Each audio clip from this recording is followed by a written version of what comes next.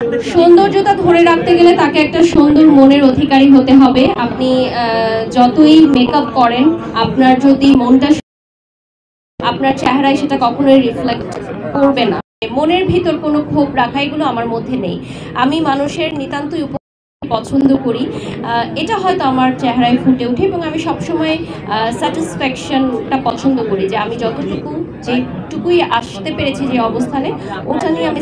দরদ কি তাড়াতাড়ি দেখতে যাবেন কিনা? শাকিব ভাইয়ের সাথে কথা হয়েছে কিনা দরদ সিনেমা নিয়ে? এই যে আপনারা ছুটি দিলে তারপর দেখতে যাব। বলছিলেন যে আপনার রান্না করা খাবার জয় অনেকবার খেয়েছে, তো জয়কে দেশের বাইরে তো জয় এখন মিস করেন কিনা একটু স্মৃতিচারণ যদি বলতেন। সব তো ব্র্যান্ড নিয়ে হচ্ছে, একটু বাইরে নিউজ দেন আমাদের।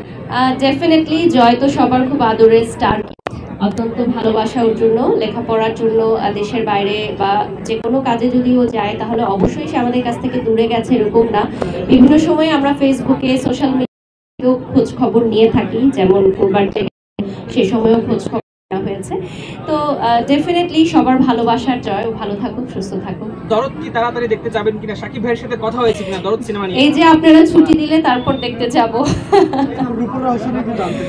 ডেফিনেটলি আমি বলবো যে প্রত্যেকটা মেয়েকে সচেতন থাকতে হবে তার ফিটনেস নিয়ে, তার স্টাইল নিয়ে, ফ্যাশন নিয়ে, যেহেতু আমাদেরকে হাজার হাজার ক্যামেরা দেখছে।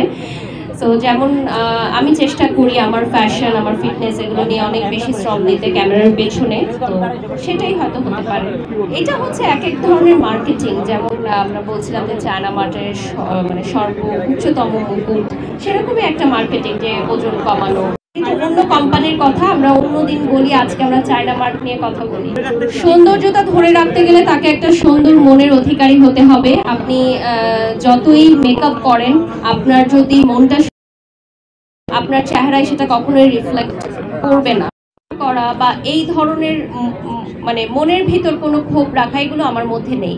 আমি মানুষের নিতান্তই পছন্দ করি, এটা হয়তো আমার চেহারায় ফুটে ওঠে এবং আমি সবসময় স্যাটিসফ্যাকশনটা পছন্দ করি যে আমি যেটুকুই আসতে পেরেছি যে অবস্থানে, ওটা নিয়ে আমি যদি আপনার ফেসে রিফ্লেক্ট করে, সেটাই আমার মনে হয় বেস্ট বিউটি।